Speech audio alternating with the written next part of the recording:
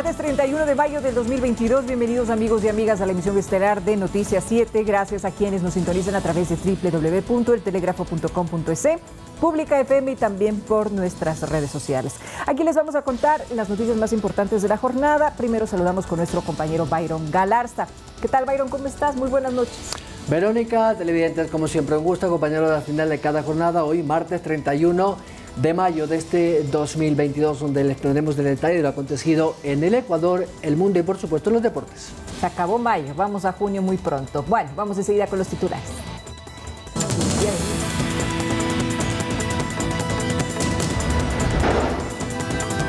Más de 3.000 detenidos deja el primer mes de vigencia del estado de excepción.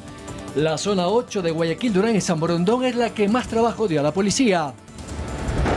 Las Fuerzas Armadas se comprometen a combatir junto a la policía a la delincuencia y el crimen organizado y han pedido a las autoridades civiles el respaldo legal para su accionar. Mayoría de la Asamblea vota a favor de la destitución de Guadalupe Llori, luego de que la sesión de este 31 de mayo lograra poner en el punto de orden el informe de la Comisión Evaluadora. En deportes, Rafael Nadal, el tenista español, nuevamente a la semifinal del prestigioso torneo francés del Roland Garros, al derrotar a Novak Djokovic en 4 horas de partido. En lo más destacado del mundo, la empresa rusa más grande de gas dejó de suministrar a Polonia, Bulgaria y Finlandia como respuesta a las sanciones económicas de la Unión Europea al gobierno de Putin.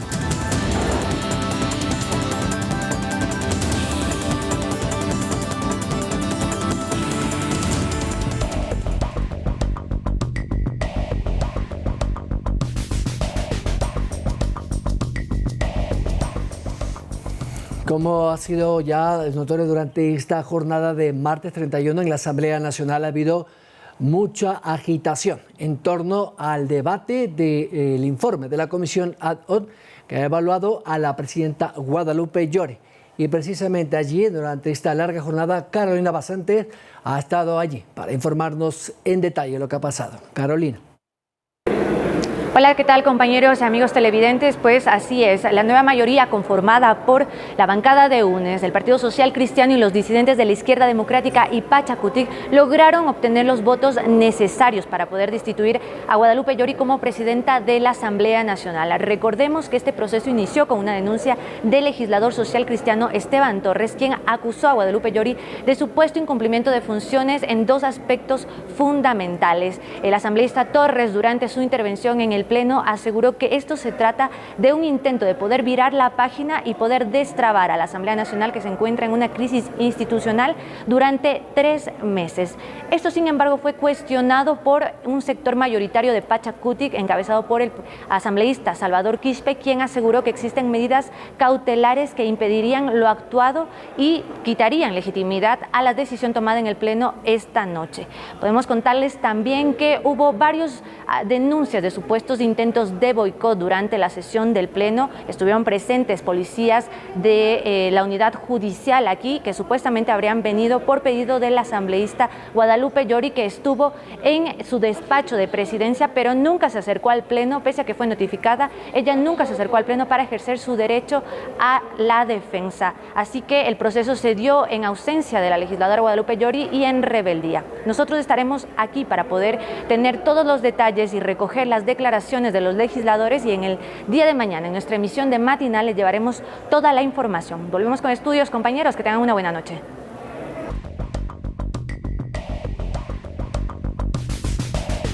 El presidente de la República, Guillermo Lasso, convocará a los 221 alcaldes del país para establecer acuerdos de seguridad.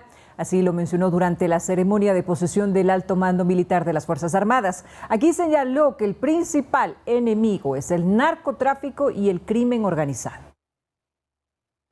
Con un saludo protocolar en la Escuela Superior Militar en el norte de Quito, inició la ceremonia de posesión del alto mando militar de las Fuerzas Armadas. El primero en intervenir fue el ministro de Defensa, Luis Lara, quien señaló que es el momento de declarar la guerra al narcotráfico y al crimen organizado. No puede ser que unos pocos delincuentes pretendan tener amenazada a una nación. Vivimos las nefastas consecuencias de un pasado en el cual ciertos gobernantes quisieron marcar distancia. Lara mencionó la necesidad de una normativa legal que les proteja en caso de actuar frente a la delincuencia. Durante su discurso, el presidente Guillermo Lasso reiteró su apoyo a la institución militar. Señaló que ahora el enemigo común es el narcotráfico.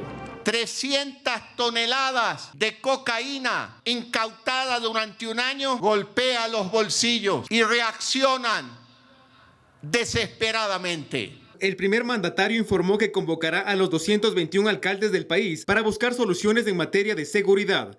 Esta es una guerra y el único camino es ganarla. El que se excluya lo deberemos considerar como parte de la amenaza contra el pueblo ecuatoriano.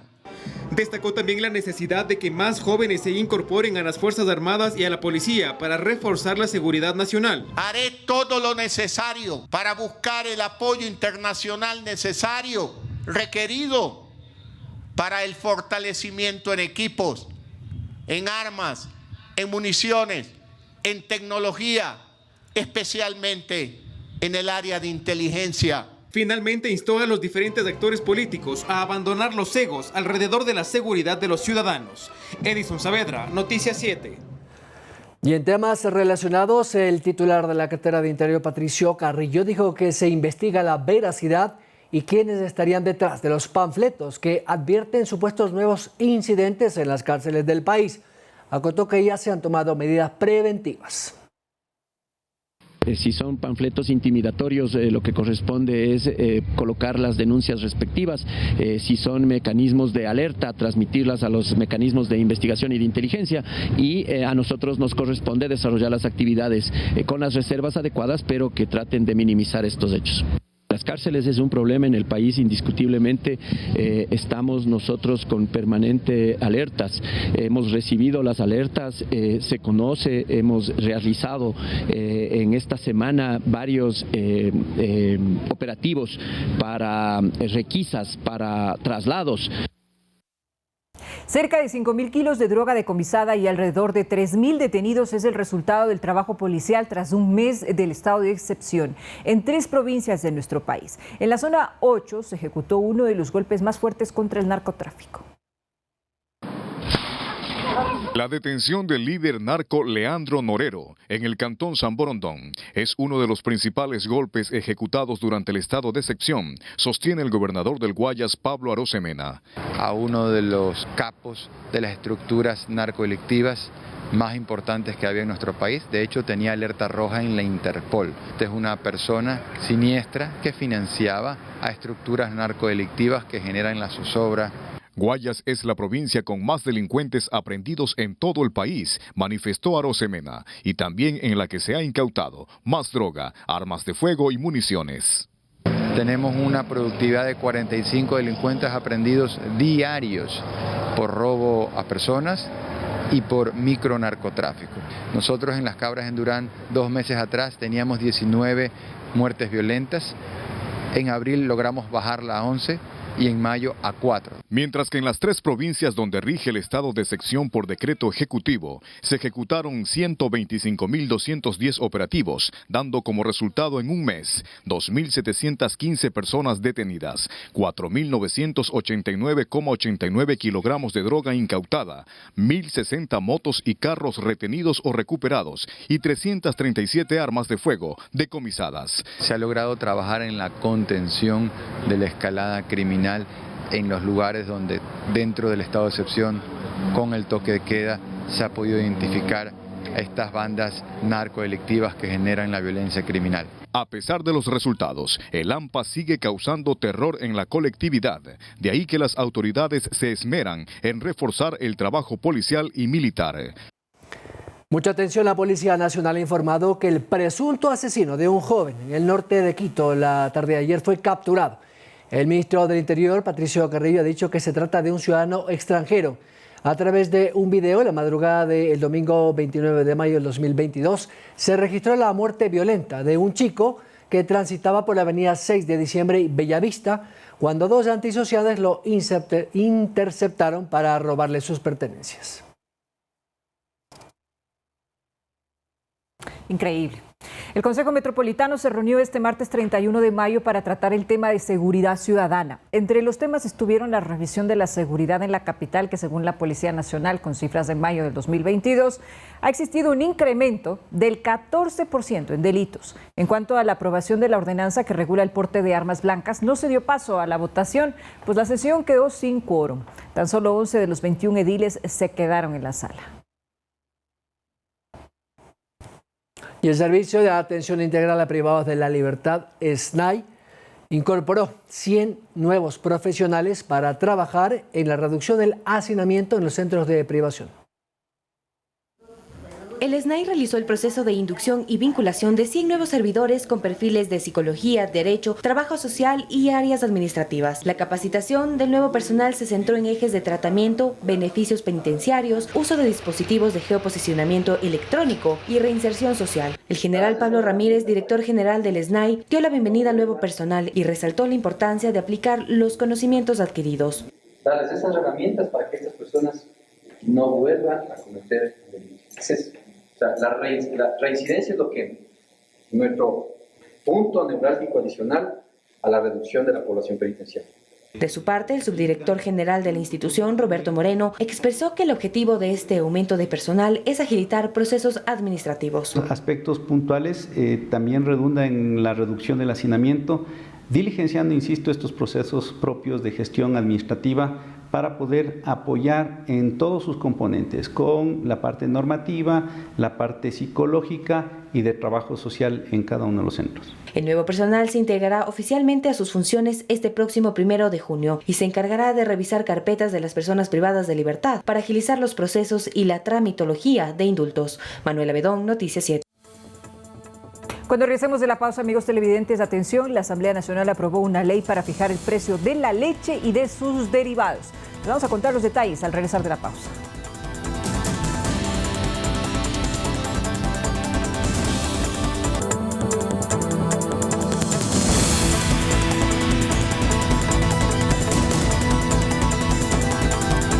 En nuestras redes sociales estamos en Facebook, Instagram y Twitter. Además, somos retransmitidos por Pública FM, Quito, Guayaquil y Cuenca 105.3, Manta 88.1, Loja 90.5. Pública FM.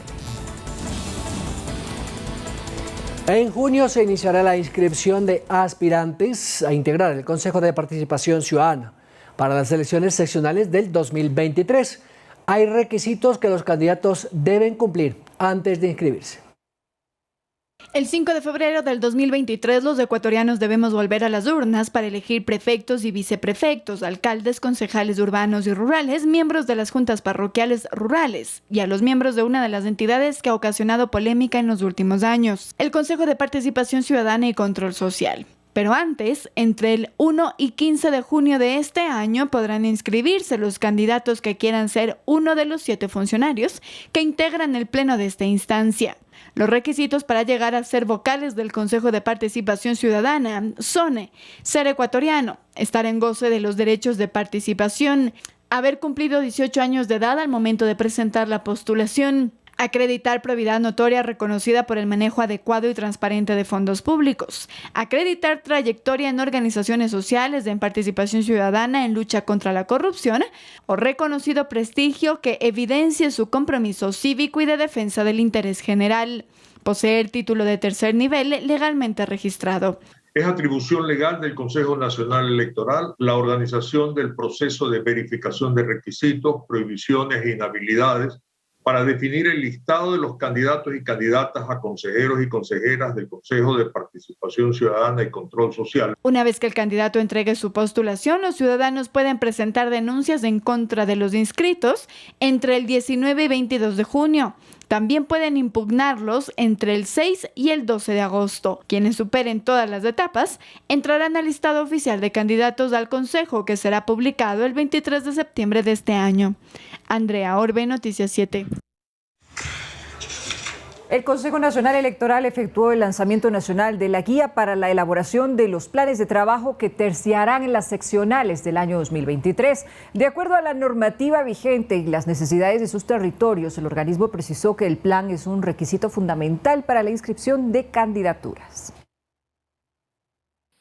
El Consejo Electoral está indicando los formatos para que les sirva como guía a los candidatos y armen sus planes de trabajo. Quienes posteriormente califican si han cumplido o no son los ciudadanos que eligieron a ese candidato en ese plan de trabajo. Si no han cumplido, vienen los temas de revocatoria del mandato. El Consejo Electoral no puede decir este sirve o no sirve.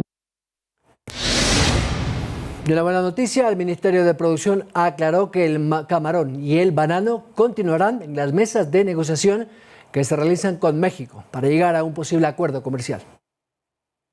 El viceministro de Producción, Daniel Legarda, ratificó que ni el camarón ni el banano han sido excluidos de las negociaciones que se llevan a cabo con México para llegar a un acuerdo comercial. De nuestro lado, los acuerdos con la subsecretaria de Comercio, con mi persona como autoridad de Comercio Exterior del Ecuador en la última ronda, fueron las de continuar las negociaciones de cara a lo que resta, ¿no? Los dos temas que restan, que son la inclusión de camarón y banano, y el otro tema que está relacionado con servicios. Estas declaraciones las realizó luego de que la Comisión Nacional de Acuicultura y Pesca de México anunciara en un comunicado de prensa que las exportaciones de camarón ecuatorianas quedaron por fuera de la 9ª ronda de negociación entre los dos países. Legarda explicó que se decidió de mutuo entendimiento extender la ronda de negociaciones para que puedan continuar de manera virtual.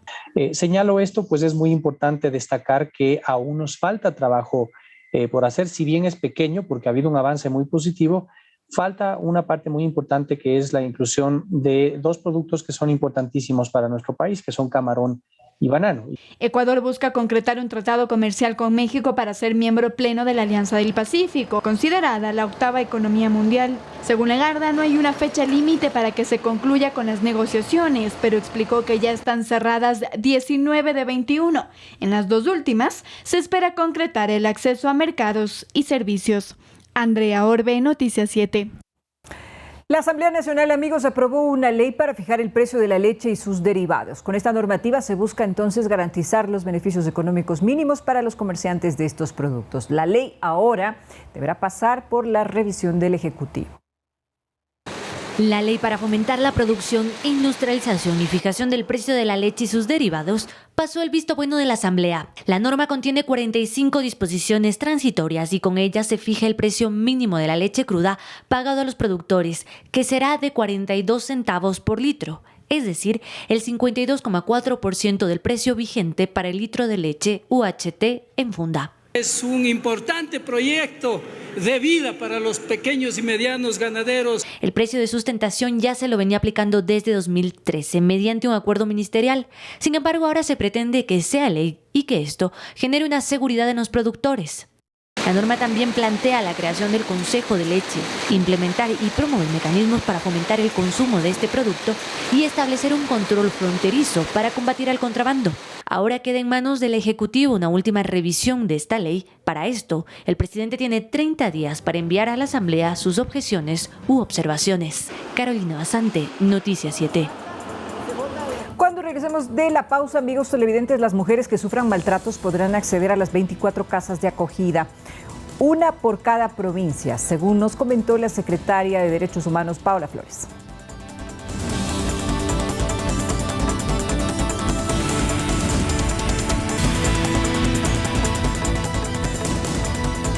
Síguenos en nuestras redes sociales, Facebook, Instagram y Twitter. Somos retransmitidos por Pública FM Quito, Guayaquil y Cuenca, 105.3, Manta 88.1, Loja 90.5, Pública FM. La Agencia Nacional de Tránsito cuenta con 800.000 especies para la emisión de licencias y documentos de conducir hasta diciembre, aunque reconoce que existe demora en los turnos. Además, reformularon el banco de preguntas para el permiso de conducción. La Agencia Nacional de Tránsito garantiza el stock de especies de licencias de conducir y asegura que el proceso avanza con normalidad. Nosotros tenemos especies tranquilamente para cubrir toda la necesidad a nivel nacional hasta diciembre.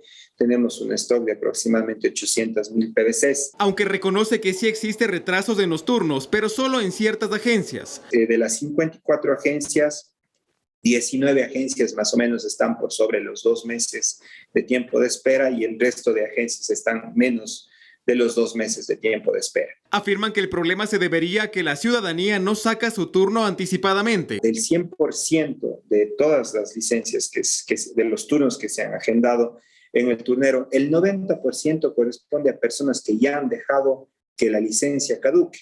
Parte de las acciones es la implementación de un sistema para que el conductor reciba un correo electrónico con al menos 3 meses de anticipación, recordándole que su licencia está próxima a caducar. También se aplican seguridades en el sistema para evitar tramitadores.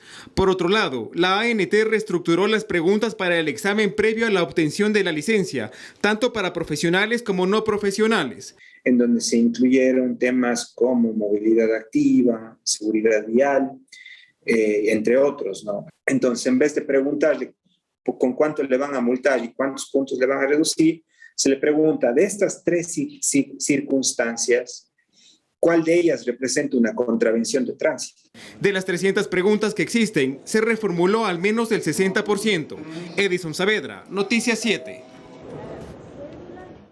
Desde hace varias décadas en el municipio de Cuenca, los temas de movilidad y sobre todo del manejo de residuos han estado en la palestra. Nosotros vamos a presentarles enseguida acerca de cómo la empresa pública de salud ahora busca llegar a sectores que no han sido atendidos anteriormente. El municipio de Cuenca inició en 2004 con su empresa pública Farmasol, la cual tenía como objetivo ser una farmacia solidaria para los más necesitados. Este 2022 busca llegar a Amazonas de la Suay, en Macas, La Tacunga, El Guabo, y están evaluando ir a Guayaquil y Manta. Esperamos que hasta el fin de año podamos contar con 50 puntos de servicios en un modelo de cogestión y coparticipación que garantice el servicio, la accesibilidad y sobre todo el precio justo.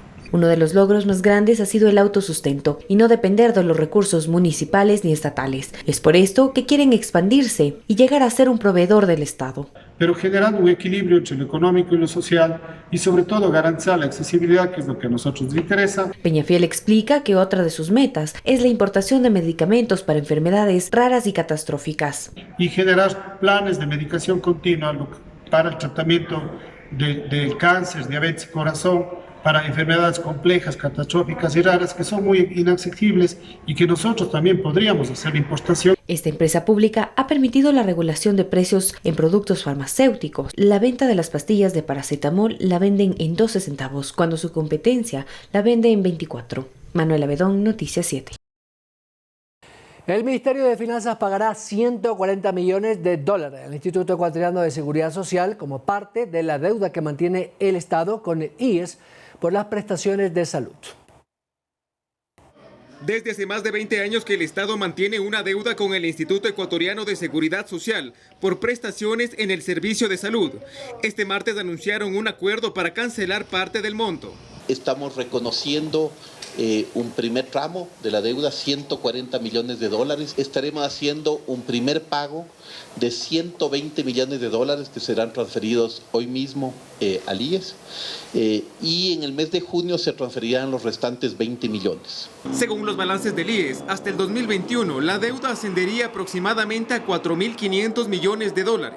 Las mesas de trabajo evalúan documentación e información de un periodo de tiempo determinado para reconocer los montos de la deuda. Este primer tramo corresponde a una parte de los años 2013 a 2016, es una validación parcial, no es la validación total de esos años. De su parte, Francisco Cepeda, presidente del Consejo Directivo del IES, señaló que esto significa un alivio financiero para la institución. El Fondo de Salud prácticamente es deficitario y con estos pagos que se van a ir haciendo a lo largo de los siguientes meses y con este pago vamos a empezar a equilibrar las deudas que tiene el IES con los prestadores externos. Este pago de $120 millones va a ser destinado en su mayor parte a cancelar a Solca, serán unos $90 millones. Según Cepeda, para el 2021, el Fondo de Salud del IES apenas tiene menos de $50 millones, cuando se necesitan al menos 600 millones. Pero en el momento que existe déficit, ese fondo prácticamente no va a crecer. Aún está pendiente la deuda que el Estado tiene con el IES por el pago del 40% de las pensiones jubilares. Por su parte, el presidente de la República, Guillermo Lasso, en su cuenta de Twitter señaló: nuestro gobierno está cumpliendo con lo que otros gobiernos no pudieron. Empezamos a pagar la deuda por las prestaciones de salud del IES y acordamos un mecanismo de pago. Edison Saavedra, Noticias 7. Atención, las mujeres que sufran maltratos físicos o psicológicos podrán acceder a las 24 casas de acogida, una por cada provincia, según nos comentó la secretaria de Derechos Humanos, Paola Flores. Aunque reconoce que no es suficiente, considera que los 20 millones de presupuesto ayudarán a reactivar precisamente a las mujeres en temas de independencia económica y social, con asistencia técnica y sobre todo psicológica. Solo en 2 meses del 2022 la violencia de género deja cifras alarmantes. Según el Consejo de la Judicatura, entre el 1 de enero y el 27 de febrero se dieron 13 femicidios y 31 muertes violentas. 44 mujeres han fallecido por esta causa. Una mujer fue asesinada cada 32 horas en el Ecuador y se mantienen estas estadísticas. Por eso la política del presidente Lasso es cero tolerancia a la violencia de género y como política de Estado ha entregado más de 20 millones de dólares para los siguientes 3 años. Las famosas casas de acogida serán en 24 en todas las provincias, incluyendo Galápagos, aunque según la secretaria de Derechos Humanos, Paola Flores, no es suficiente. Es dar una atención en temas de prevención, que damos socialización en temas de educomunicacional. Los centros de violencia es un tema de atención, pero hay otro proyecto que va a liderar el señor presidente en temas de restitución, que eso es lo más importante, porque necesitamos también sacar a las mujeres en ese del círculo de violencia. Sin embargo, el régimen implementará un nuevo programa llamado Fomento Productivo, que le dé a las mujeres además empoderamiento con créditos financieros, apoyo de finanzas y negocios y que además rompan la dependencia masculina. El capital semilla vamos a propiciar con las empresas privadas para que ellas sean las artífices de acoger a las mujeres en situación de maltrato para que les dé una oportunidad de vida en el ámbito privado. Todo en función de cambiar estas cifras. Byron Galarza, Noticias 7. Una noticia interesante, el torneo denominado Game Dev Up, desarrollado por la Universidad Internacional SEC y Robotic Minds, fomentó el uso de la programación para la creación de videojuegos a través de una competencia que impulsa la creatividad y capacidades de niños, jóvenes y adultos entre 6 y 27 años. El tema de esta edición estuvo centrado en la transmisión de mitos y leyendas ecuatorianas, entre los que se presentaron varios proyectos basados en leyendas como la del Padre Almeida y Cantuña, la Cueva de los Tallos, entre otras. En las categorías más avanzadas, los participantes tuvieron la oportunidad de trabajar con herramientas profesionales de programación utilizada por las grandes compañías de desarrollo de los videojuegos más famosos. Nuestro videojuego trata sobre la travesía de una joven guarani. Ella, después de morir, viaja al árbol de las almas, donde tiene que sortear obstáculos y tiene que evitar enemigos y tomar decisiones para así poder reencarnar, en el cual nos enfocamos bastante en la parte de la cultura y más de las culturas ecuatorianas. Poder destacar este tipo de culturas, porque muchas veces esta región de nuestro país, si bien tiene un extenso bagaje cultural, muchas veces no es visibilizado, es decir, no se le presta mucha importancia, mucha atención, no se hacen muchos proyectos de estas culturas, muchas veces por la falta de información también que existe, pero es justamente lo que nosotros buscamos en destacar. Queremos seguir creando este tipo de videojuegos, queremos seguir impulsando la industria de videojuegos aquí en el Ecuador y sobre todo rescatando este componente cultural. Queremos crear más productos interactivos que estén relacionados con las culturas de nuestro país y poderle dar este impulso que necesitamos para mostrarnos al mundo todo el potencial que tiene Ecuador en la creación de videojuegos con estas narrativas mágicas que son lo que nos da nuestras culturas, ¿no? La idea ahora, y dentro tanto la Universidad SEC como Robotic Minds, que somos los organizadores del evento, queremos impulsar que no se queden ahí los videojuegos, y no solo esto, pues cualquier idea de innovación y emprendimiento, poder impulsarlos, ¿no? Pues para eso, bueno, igual dentro de la Universidad SEC creamos un laboratorio de innovación que está abierto al público en general. Cuando Regresamos de la pausa, amigos televidentes. Les contaremos, por ejemplo, que el fenómeno Ágata se degradó a tormenta tropical en el sur de México. Con los detalles de esta y otras noticias internacionales, vamos a regresar.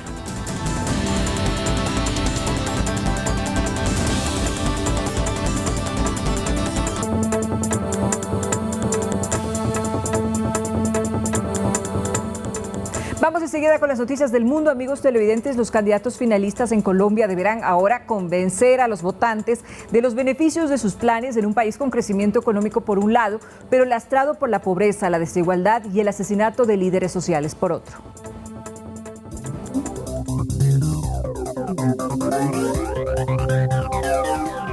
Una canasta básica cada vez menos accesible. En Colombia, la subida de precios ha dejado a las clases más desfavorecidas al borde de la miseria. Solo en abril, la inflación superó el 9,2%. En el país, 21 millones de personas padecen algún tipo de inseguridad alimentaria.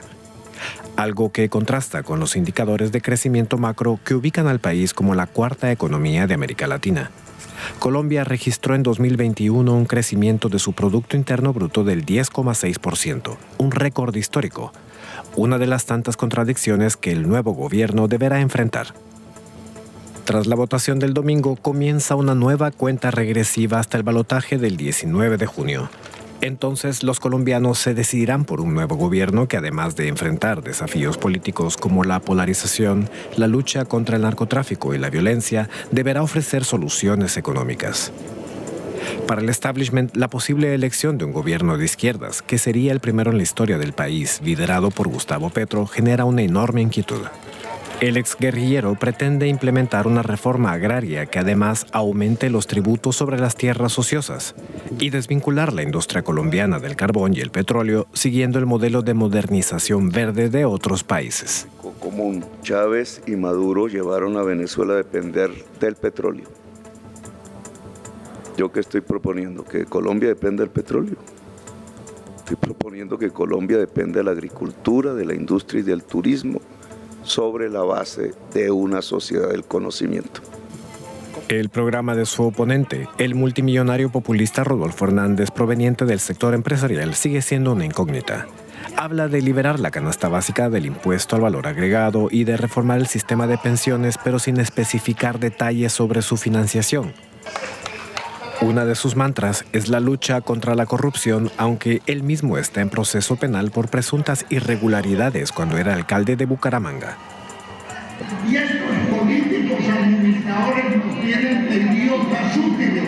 Paguen, paguen, paguen. Y ellos roben y roben y roben.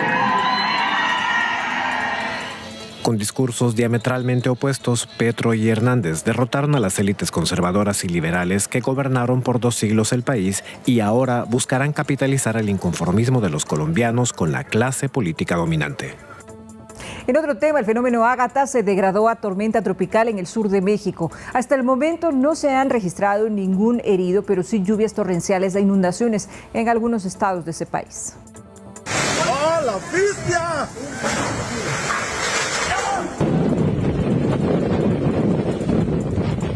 El primer huracán de la temporada en el Pacífico mexicano, llamado Ágata, se degradó a tormenta tropical. Ágata cobró fuerza por las altas temperaturas del mar, pese a que los pronósticos iniciales no descartan que llegará a categoría 3. El Servicio Meteorológico del país azteca informó que el fenómeno seguirá provocando lluvias torrenciales en Oaxaca y en otras regiones cercanas. Las autoridades informaron que no se registraron daños personales, pero sí materiales, por lo que 6 estados con 196 municipios en Oaxaca están en alerta por el paso de este huracán en el Océano Pacífico. Ágata tocó tierra a unos 8 kilómetros al oeste de Puerto Ángel, con vientos máximos a 165 kilómetros por hora, ocasionando fuertes lluvias, daños estructurales y en servicios de luz. Ante la presencia de este fenómeno natural, el gobierno de Oaxaca habilitó 2 centenares de refugios temporales con capacidad de albergar alrededor de 27,000 personas. Según expertos, Ágata desaparecerá en las próximas horas, pese a los remanentes que trasladan al sur del Golfo de México a finales de esta semana. Una noticia complicada, amigos. La Unión Europea tomó la decisión de embargar la producción de petróleo y gas de Rusia y golpear más al Kremlin. Desde la invasión a Ucrania es la sanción más fuerte que ha recibido el gobierno de Putin. Además, Gazprom, la mayor compañía rusa, ha confirmado el corte de suministro de gas a Polonia, Bulgaria y Finlandia. El acorralamiento a Rusia no cesa a más de 3 meses de su invasión a Ucrania. La Unión Europea anunció este martes el embargo de 2/3 a la producción de petróleo ruso. Este acuerdo afecta las importaciones de crudo, escalando una 6ª ronda de sanciones de parte del bloque europeo. Siempre es importante demostrar que podemos ser fuertes, que podemos ser firmes, que podemos ser duros, ya sabes, para defender nuestros valores, para defender nuestros intereses. La Unión Europea ha aplicado 5 rondas de sanciones, entre ellas la penalización de más de 1.000 altos funcionarios rusos, como Vladimir Putin y oligarcas del Kremlin. El Consejo ahora debería poder finalizar una prohibición del casi el 90% de todas las importaciones de petróleo ruso para fin de año. Este es un importante paso adelante. Quiero señalar que otros elementos en el paquete también son importantes, como la eliminación del switch del Sberbank, el banco ruso más grande.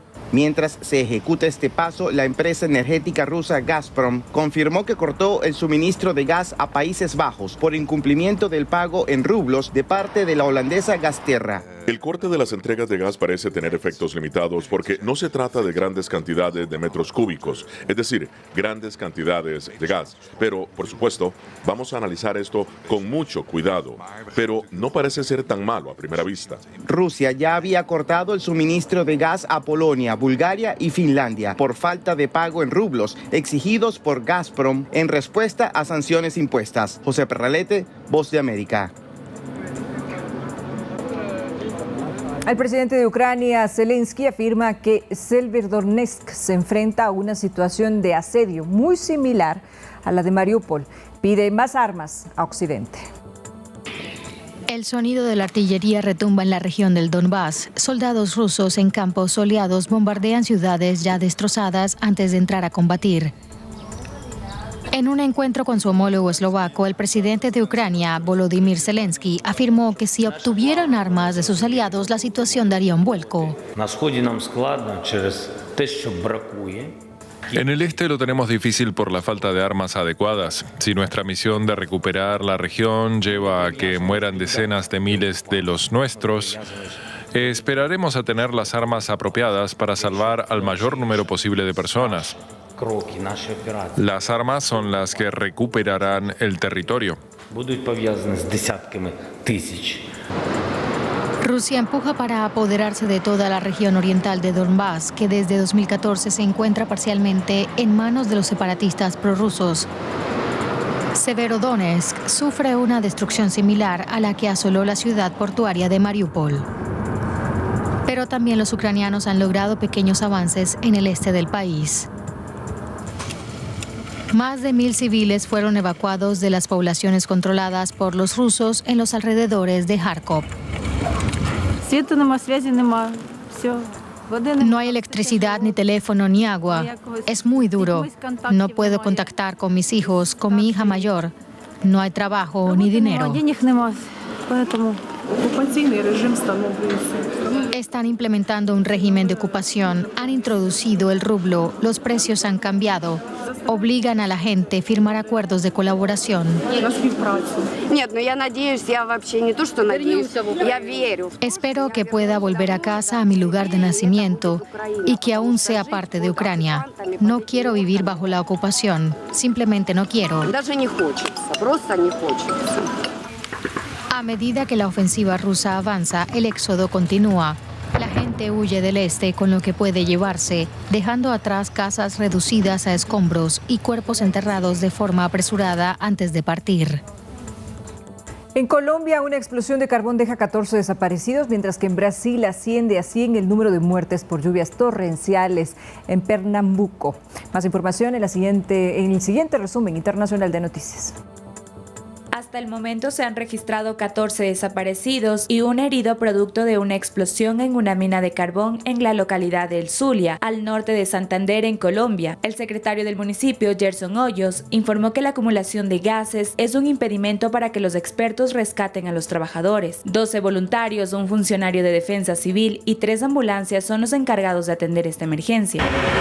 El número de muertos por lluvias torrenciales asciende a 100 en el norte del país, pese a que este martes las autoridades locales informaron que continúan con las labores de búsqueda de los 14 desaparecidos. La comunidad más afectada fue Jardín Monteverde, un barrio en donde decenas de habitantes fallecieron al ser arrastrados por un tsunami. Al menos 24 municipios se encuentran en estado de emergencia y 6.000 personas se quedaron sin hogar.